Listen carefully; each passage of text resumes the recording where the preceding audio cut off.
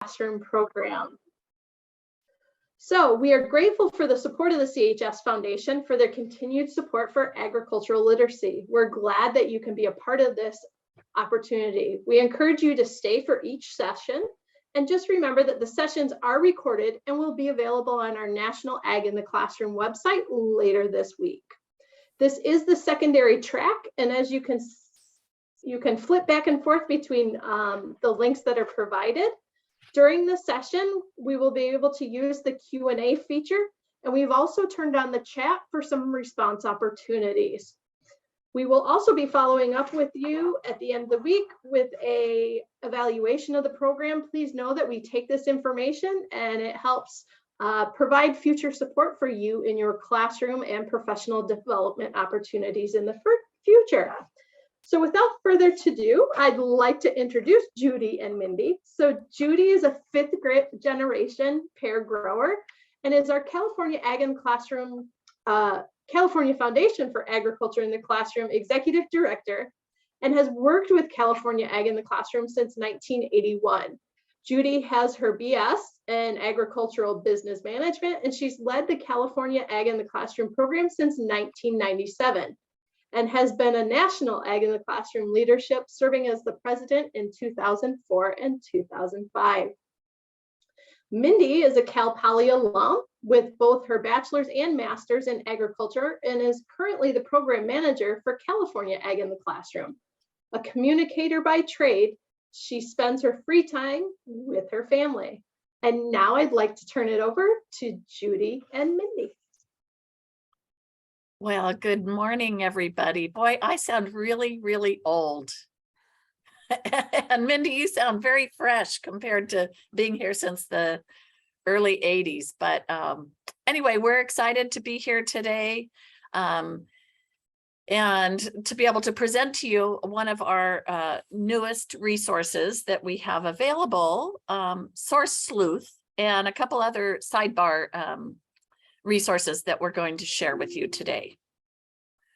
So Mindy, so just a little bit of a background. We work really closely with the California Beef Council, and we're very appreciative of their continuing to want to develop beef resources for teachers throughout the state. So we have a great page. I'll just put that plug in right now. Learn about beef on our learnaboutag.org website. So if you're looking for more of the beef type resources, you can find them there. But as we all know, many public perceptions of beef are inaccurate. And the second bullet here, that's market research shows that when consumers are presented with facts versus myths, they often remember the myths as facts. And I think that's kind of the underlying reason that we worked on this particular subject and resource, is really making sure that we portray a great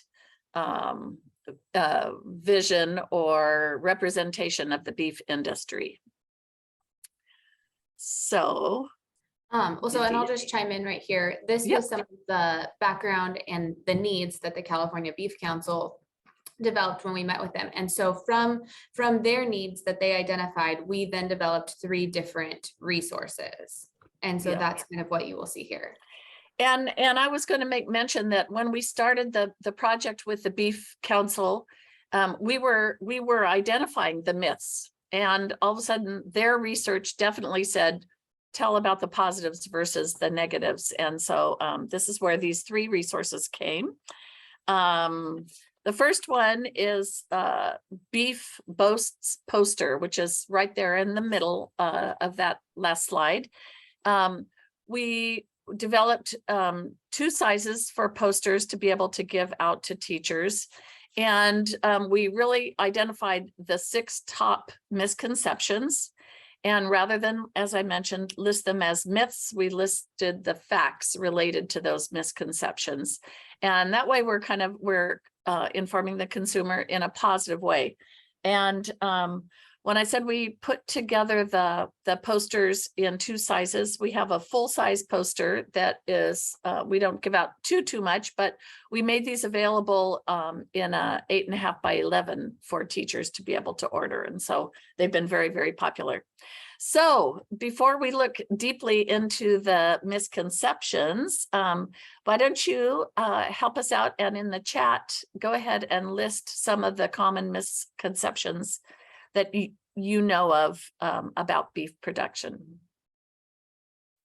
And Mindy, I think you've got access to that chat. Yeah. And is everybody writing at the same time? I know there's 67 people on, but we're not getting anything in the chat. So I think, we can kind of talk about some obvious ones that we hear about. That's right. Oh, there we go. Eating beef adds to negative effects of climate change. Yeah. Oh, yeah. So definitely the impacts on the environment are a big one that we hear a lot. Also, sometimes animal care or nutrition. And it's unhealthy, right? Yeah. So with those, we kind of took all of those misconceptions and developed the poster, which you guys should be able to see next. Yep. So this is just part of the poster, so that it was up close, and it's 6 reasons why ranchers aren't afraid to toot their own horn. So we divided up the 3 areas that were somewhat seen as negative, and the first one is a focus on the environment. So we have beef sustainability, and then we address the carbon footprint of beef. So that's the number 1, and number 2 is commenting on those myths in a very positive, with a positive message. And then you can kind of see that number 3 and 4 is regarding animal care, and talking about how it's important to take care of your cattle, or they're not going to produce for you as well. And then also addressing antibiotics and some of the areas where people think that it's a big negative for the beef industry. And then well, and I'm just going to jump in really quick. Please. We had kind of set with this poster, it was like, we wanted this to be 6 reasons why farmers, these are things that they're proud of, right? They're proud that with beef sustainability, that cows can eat 90% of food that can't be digested by humans. How many people know that fact? Or, when we talk about the animal care, so much of livestock or farming in general is their livelihood. A lot of times these animals are treated better than probably, we treat ourselves sometimes. If they're sick, we're getting, veterinarians and antibiotics almost immediately, because we want to make sure that they're well cared for and they're well taken care of. Where how many days do we wait to go to the doctor if we don't feel good? It's like, oh, we'll see you the first day, then the second day. And so we wanted this poster to really showcase what farmers are proud of and what consumers may not know that they're proud of. And so a lot of that is the sustainability part and lowering the greenhouse gas emissions, and then how they're cared for. And we recently, I don't know if Judy's going to say this later, but one of our team members recently just did an interview with a citrus grower.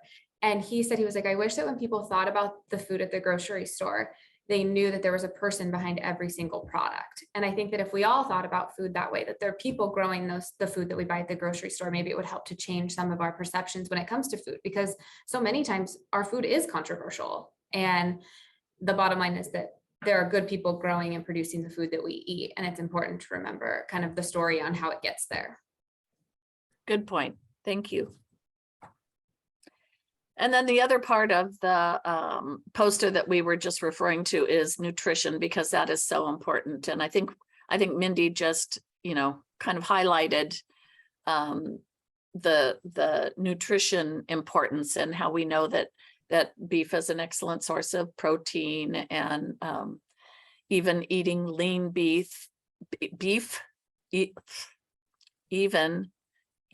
eating lean beef every day is a heart healthy diet addition. So So bottom line was we have these great areas that hopefully a little poster like this is up on the wall in a classroom, and students look at it, and they if they have questions, they ask questions, but these are good messages that they should be aware of. So that was the first part of our 3-part of this grant. The second was we produced bookmarks, and they were called Behind the Beef bookmarks, and there were cattle connections that students could use, focusing on byproducts and nutrition, and kind of some fun facts about the byproducts. I think, yeah, there we go. So talking about baseballs, footballs are all made from cow hides, and that kind of relates to students.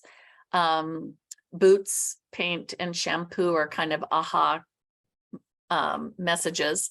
And then the fact that beef has zip, zinc, iron, and protein. So we created and printed, I want to say 30,000 of these bookmarks, and divided them into class sets of 30. And they are very, very popular. There's a lot of demand for them from teachers, but also from partnering organizations who want to be able to leave something in a classroom when they've done a presentation. So the Cattle Women are some of our best distributors of these resources. But this was the second part. And then I think Mindy's going to describe the lesson that actually that was actually the baseline for this complete grant opportunity. And I just want to say that I think it's such a great introductory messaging for kids to learn how to find credible resources and understand how to identify those that are credible. So Mindy, I think you go next. Yep. So this is our source Sleuth lesson plan. Say that 3 times fast. Yeah, which is kind of a perfect name for it, because a sleuth is someone who can follow a trail, and that's what students will be doing in this lesson, is following a trail to decide if a source is credible or not. And so we've aligned it for ELA standards for 6th through 8th grade, but kind of as Deb and Tessa mentioned earlier, this is a really challenging lesson. So it's very applicable to high school lessons also, but that's kind of one of the beauty with a lot of the lessons that, California has, but are also found on the national matrix, is that you can kind of fit them into a lot of different grade levels with some variations or just a few little tweaks. And so this is one of those. If you wanted to do it with younger grades, I think that you could. It would just be a lot more like group work and modeling how to do some of it. But it is 1 or 2 50-minute lessons, and students will understand why it's important to use credible sources, and then learn strategies for how to identify those sources. Students will practice citing sources, paraphrasing, and kind of also drawing conclusions from the data that they find. And so the first thing that you do is there are 3 different websites that before you get into anything else, to show your students these 3 websites. And so this is the first one. This is the Republic of Malaysia. You could start by saying, maybe, I just got back from this really cool trip in Malaysia. How many of you have ever heard of Malaysia? But the reality is, this website, this is the first of 3. They're all totally fake websites, but that are actually on the internet. So someone created this country in their backyard. And in reality, it's not that far outside of Reno, Nevada. And so this is, there's all kinds of, it's a very, very thorough website. They have some recent news, they have holidays. People have commented that they've visited this country, and in reality, it's literally in someone's backyard. So it's kind of a great example of how, if you don't know, you could believe something is real. And so the next one is a website to buy dehydrated water. And all of these websites are linked in the actual lesson plan, so you can kind of go back and visit that. But there's, the benefits of dehydrated water. You can, there's testimonials of people who have bought dehydrated water, which they're great. If you have a chance, you should go back and read them. There's even some job postings that, they're hiring. And so and then the last one is the Northwest Pacific Northwest tree octopus. And this is, according to this website, something that we should all be very worried about. The website is very extensive. There's ways that you can help, FAQs, even sightings of the Northwest Pacific tree octopus. And then you can add the little tentacle ribbon. You can add that to your website also to show that you're in support of helping this octopus not go into extinction. So those are all three very believable websites that are all actually fake. And so that's, it's all a hoax. And while all of these websites seem very real and are very extensive and believable, none of the information on them is factually accurate. And so these websites demonstrate to students why we need to look at information with a critical eye. Some of the websites were designed for satire, and others just published fabricated information with the intent to deceive readers. So in this lesson, students will get an introduction to that, but then also learn strategies that will help them identify credible sources. And I think that this is so important right now with just so much of the classroom education being online. Also, how do you know what's real and what's not? And I think with social media, we've all been caught in the fake news realm of things. So it's important to look at things and kind of start asking questions and go back to identify, or just start thinking like, do you think this is actually real? Because it's not fun to be caught in, one of those fake websites. So where does information on the internet come from? Content can come from anywhere for any purpose that they have. Anyone can build a website and put information online.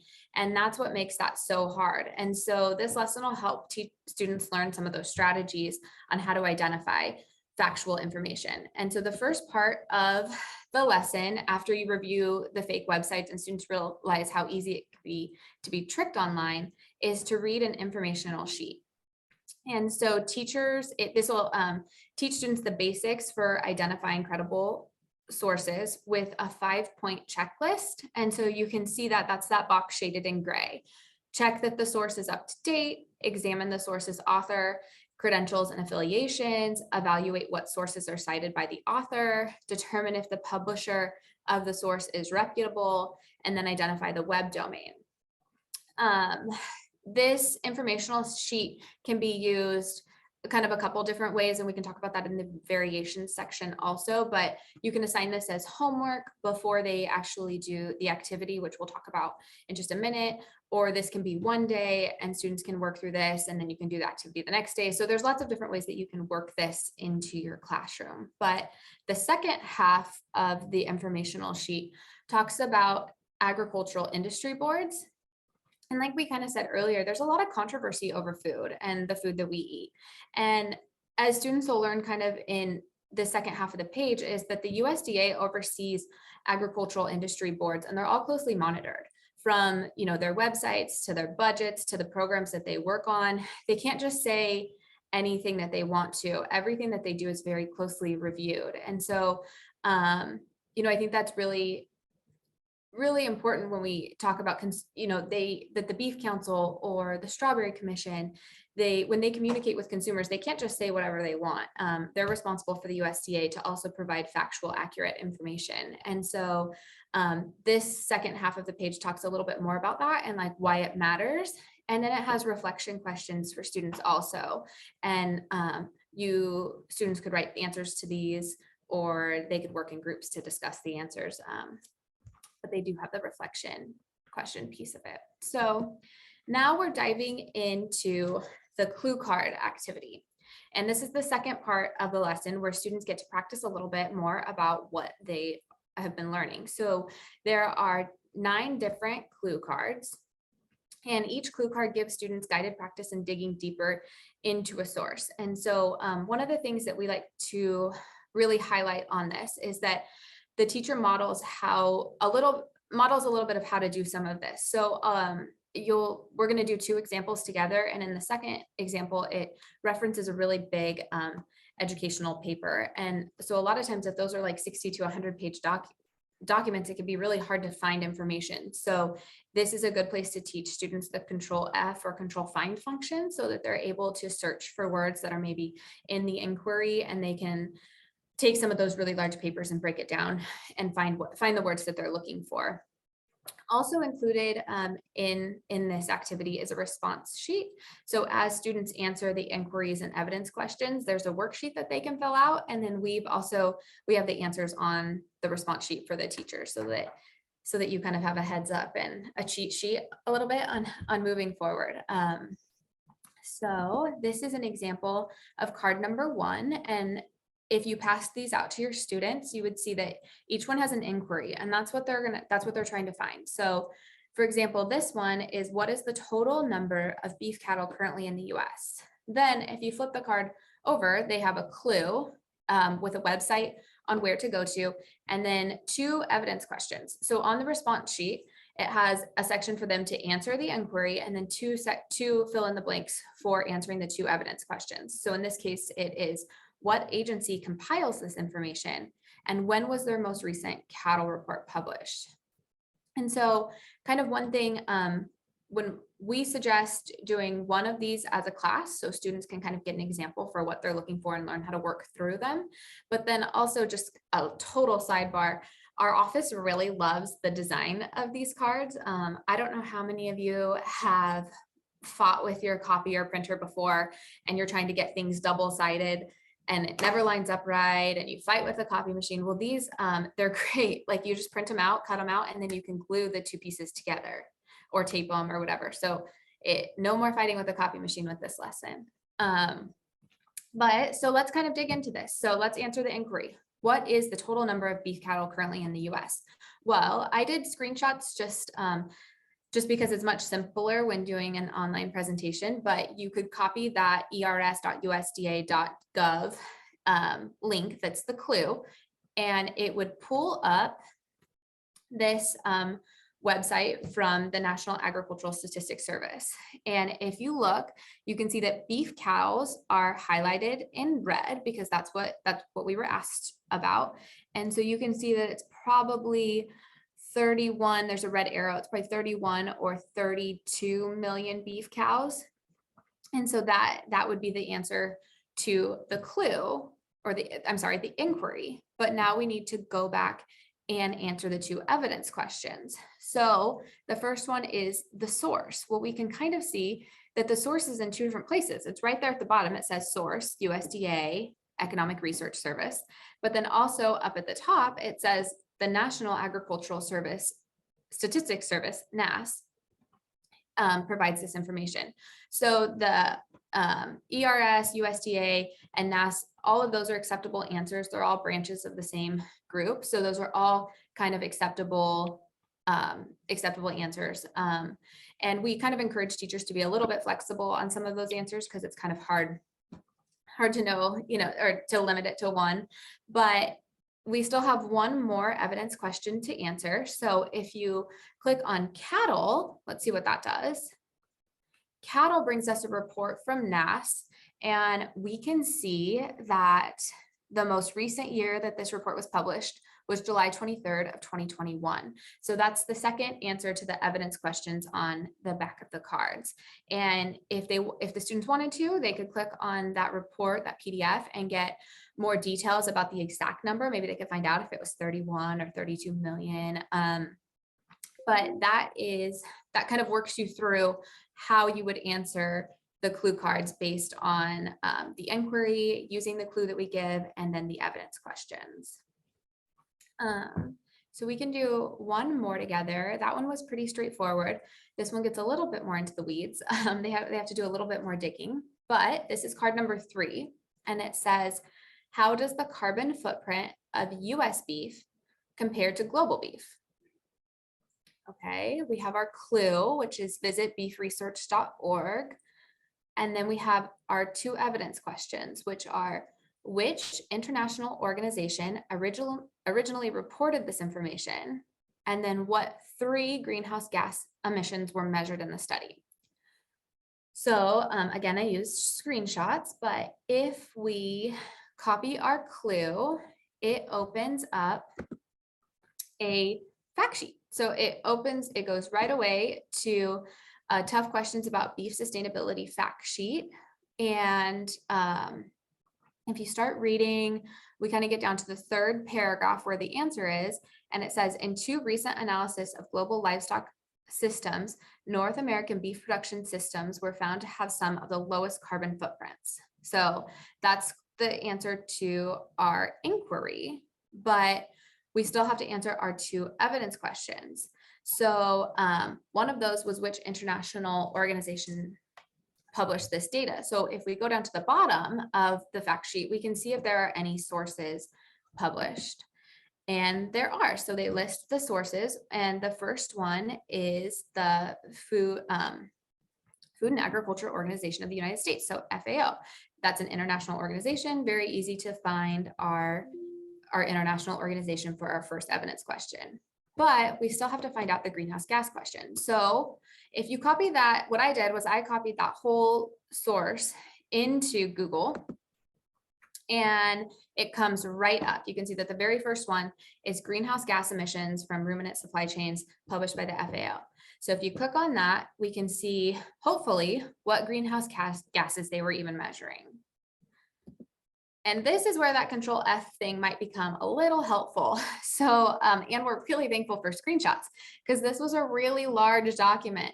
But actually, right at the beginning, it talks about the study and what greenhouse gases it was measured. So it says, this analysis covers emissions from 3 major greenhouse gases in agriculture, namely methane, nitrous oxide, and carbon dioxide, emitting gases of minor importance. So right there, students can write down the 3 greenhouse gases that were being measured and put that into the response sheet. And, you know, if they scrolled through this study, they could see that it's a very complete and professional study. And it really taught students that, you know, you can look at a fact sheet, but then to kind of know what they're talking about, how to go back and look at the literature that they're citing and dig not just 1 step, but kind of 2 steps deeper into where that initially came from, and not just taking someone's word for it. So these were kind of 2 examples that we did. Like I said, on the Source Sleuth lesson, there are, I think there's 10 different clue cards, and then there are some blank ones that students could make their own from too. So we also have some reflection questions. So these are, again, students can kind of work in small groups. They can work individually, or they can kind of share their answers as a class. But some of these, especially the last one, might be really fun to do kind of a gallery style. So the first one is, what was hard about locating credible information? How did you know the website clues provided were trustworthy? Well, we kind of answered that on the second one, where we took a beef fact sheet and linked it back. You know, we found that it was repeating information, or sharing, you know, findings from an FAO report. So we were able to know that it was linking to, you know, a very reputable international organization. And so that, you know, that would answer that question. But this is the one that I think would be really fun, gallery style, is how would you finish the sentence? Finding credible sources takes, well, it might take a lot of time. It can be really hard. It takes a lot of brain power. You know, I mean, it is hard to kind of go through and find all of this information. When we did this presentation live in New York, and I passed out all of the clue cards and had teachers work in groups to answer them. And it was hard to find the right information. And these were teachers working together on this, and, you know, being able to find the exact answers to the questions that we asked, and kind of just dig through the internet to find what we need. It was tough. And also, it's hard to do. We learned this in New York. It's hard to do on a cell phone. Also, you almost need a computer to really get through some of these reports and really get the answers that we need. You know, another question is the variations. And so this is where we kind of talked about before, assigning the informational text as homework prior to the lesson, and have students post their responses into a video discussion platform like Flipgrid. Another thing that you could do is assign each group 1 card, and at the end of the allotted time, have each group share their findings and demonstrate how they solved their inquiry on a projector monitor. And students can complete the evidence sheet as they listen to their peers filing, you know, answering all of the questions. And if you did that, then it would meet even more standards, you know, through demonstrating But there are a lot of different ways that you can use this lesson in your classroom. One other thing is that we thought of that this could be a really good extension activity is that if you visit usda.gov/topics, there is this whole web page that is dedicated to controversial issues in agriculture through the USDA. And so you can kind of see some of those relate to animals or biotechnology, but you could have students visit this website and then identify one area that they really want to learn a little bit more about and write an informational text or develop a presentation for their peers. Or, after they do that, they could also create their own clue cards based on some of the topics within this USDA.gov website to have students learn a little bit more about some of the very controversial topics that, including food waste and conservation, that we all, all the hot topics that we hear about, we could have our students learn a little bit more about through researching and writing their own papers. I haven't seen, are there any questions? Seems pretty quiet, I think, now that we got the chat opened. Is the National Ag in the Classroom program working with grocery chains to get these posters or resources displayed in the stores? We haven't really talked about getting them displayed in the stores, but that's a great idea. It's something that we can continue working on. I think that's it. The rest of them all went to Judy's. But if you have any questions, please make sure to share them or put them in the chat and we can answer them. So the next question is where to find these resources. And so as Judy mentioned, on our website, learnaboutag.org, we have a special page designed for just beef resources.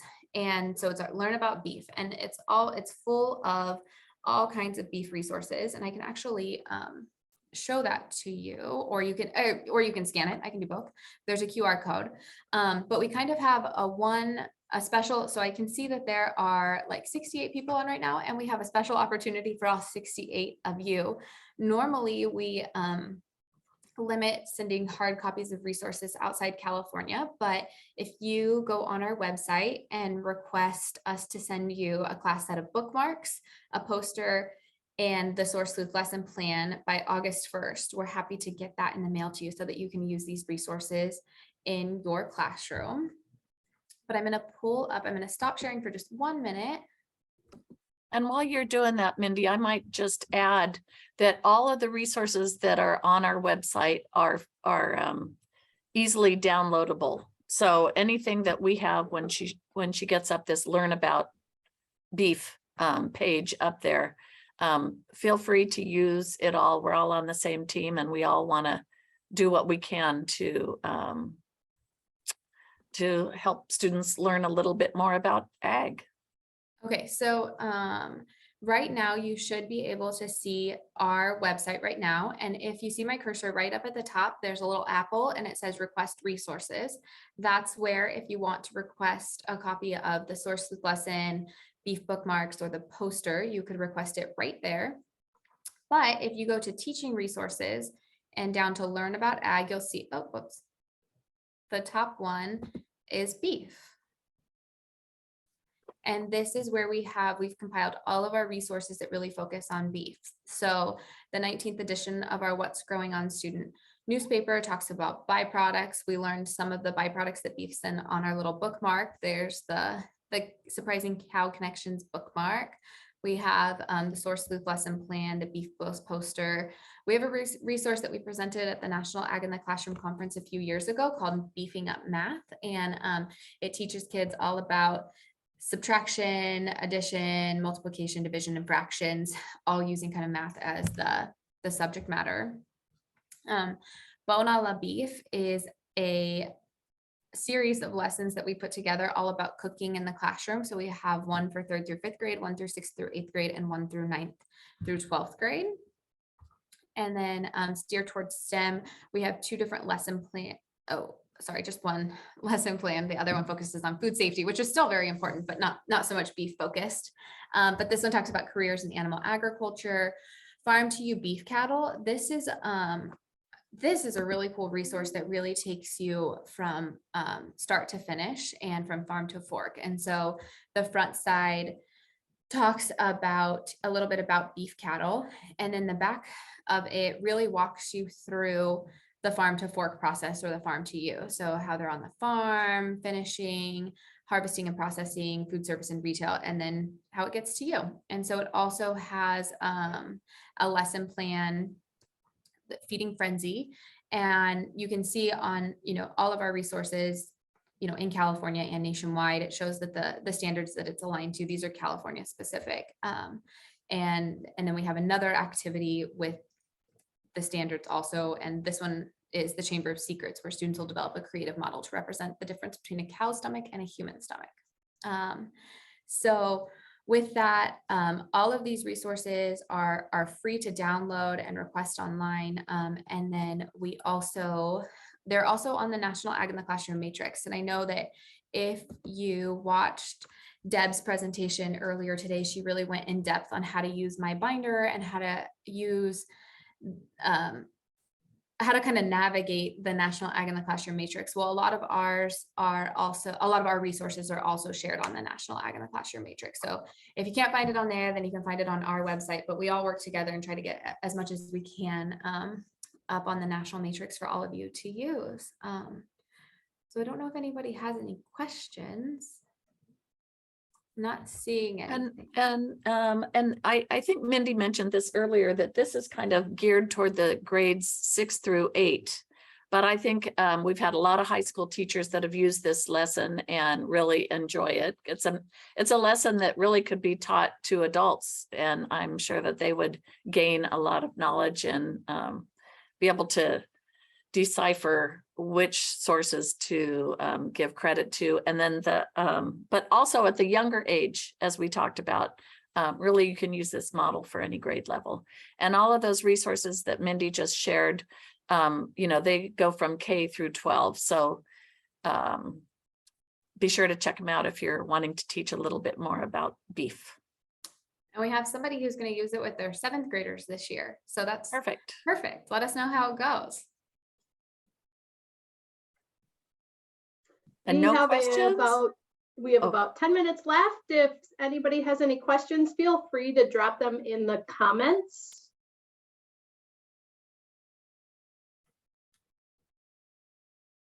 And as people are thinking about those last minute questions, I want to take a minute to thank Judy and Mindy for presenting today, and for our viewers stopping by. It looks like we've got one more question in here. I can't see that it says, how do you use fake websites in this, but I can't see the end of the comment. In this lesson. How would we use it? So how we wrote the lesson was to use those 3 fake websites at the very beginning when you introduce the lesson, to teach, just to show students how easy it is to see that not everything that's published online is real. And that when I was in school, you kind of always could assume that if it was a .org website, that it was trustworthy. And the Malaysia one, I think it's the Malaysia one, is like malaysia.org. And so the whole point of the fake websites is definitely just to show how easy it is to kind of be tricked online, and that you kind of have to dig a little bit deeper. And then you can kind of get into the informational text that gives you tips on how to know whether it's real or whether it's fake. And we're happy to provide the bookmarks and posters. Thanks for joining our webinar and watching. And then in my school, we teach RTI for 1 hour each day in 7th and 8th grade. This is awesome for that class. We'll definitely use it. That's awesome. That's what we do this so that people use it. And so we're so glad that we were able to help walk through it, and that you guys will use it in your classrooms. There was one about the F. Let's see, let me try and find using the Control F. Could you show how you use the Control F feature? Yeah, so I can show you on hold on one second, let me pull up just this beef worksheet.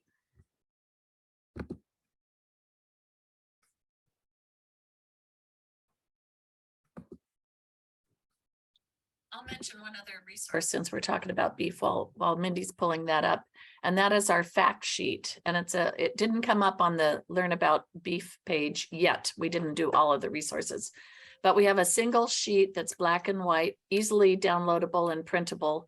The front side tells you all about beef in very basic information, so you don't have to learn and do research about beef. And then the back side has activities, trivia. It's a great, simple resource that's just kind of down to basics if you're just beginning to teach about beef. Okay, so I'm just gonna do it on this Farm to You Beef PDF that we have, just for simplicity, and that's what's up on my computer. But so if you have the resource or the document up, and then you teach students just to go Control F and type in a word, we can Control F. Of course, it's not working but if we typed in energy, maybe like let's see if energy is talked about, then it'll show you, it'll highlight where it is. So for the source sleuth lesson, I would maybe encourage students to use a phrase. So greenhouse gas emissions in United States, or use a phrase and see if that phrase pulls up, because I think you'll get the best response that way. But if we wanted to talk about, like, if we wanted to see where, nutrition, then it'll pull up all of the different places. Well, I guess it would help if you spelled it right. So there's 5 different spots that nutrition is. And so it kind of just, if you're looking for something specific within a document, it really helps identify them quickly. And I think that becomes really important when you're talking about studies that have 60 pages. Nobody has time to read that when we're just trying to get through a lesson plan. But if you were able to use the Control F function to search for a key phrase or a title, it would really help kind of eliminate some of the time searching.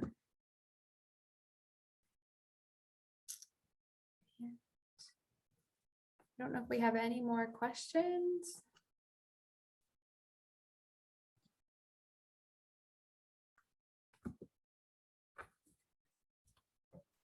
So again, I guess we'll just take a moment here to thank Judy and Mindy for their outstanding presentation. I know I learned a lot from it every time I get to see them, and be sure to check out their website for the California Ag in the Classroom program. Lots of amazing resources to be able to use in your classroom.